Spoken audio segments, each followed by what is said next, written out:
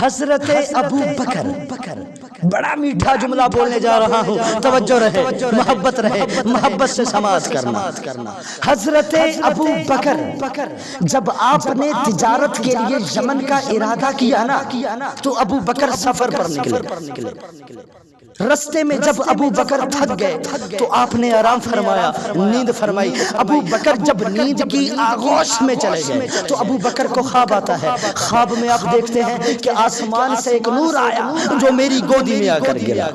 آسمان سے ایک نور آیا جو میری گودی میں آ کر ٹپکا۔ ابو بکر اٹھے، خواب سے بیدار ہوئے، بڑا متاثر ہوئے۔ قریب ہی ایک کاہن تھا، کاہن کے پاس چلے گئے، جا کر اسے سارا خواب سنایا، سارا معاملہ سنایا، سارا ماجرا سنایا۔ تو وہ کاہن سننے کے بعد ابو بکر کے چہرے کی طرف ٹکٹکی باندھ کر دیکھ کر کہنے لگا، ابو بکر خوشخبری ہو، ابو بکر خوشخبری ہو۔ میں نے بڑا لطیف جملہ بولنا ہے، محبت رہے، محبت سے سماعت کرنا۔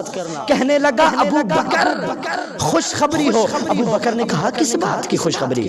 میں نے تو ایسا کوئی فعل نہیں کیا، میں نے تو ایسا کوئی کام نہیں کیا۔ تو وہ کاہن کہنے لگا، ابو بکر تجھے پتا ہے تو کون ہے؟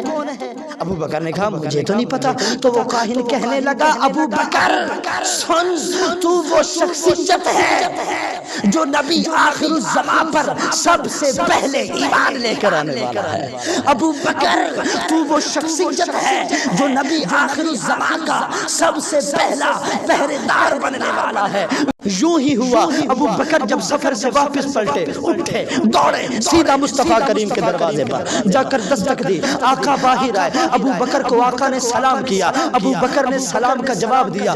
آقا نے کہا، ابو بکر تجھے پتا ہے میں نبی بن گیا، تجھے پتا ہے میں رسول بن گیا، میں پیغمبر بن گیا۔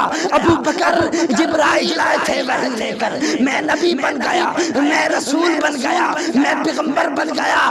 ابو بکر نے پھر ہاتھ آگے کر کے آکھیا، سونیا پھر ہاتھ تے ہاتھ رکھ دیو، جے تساں نبی تے میں تھوڑا اج تو امتی بڑھ گیا۔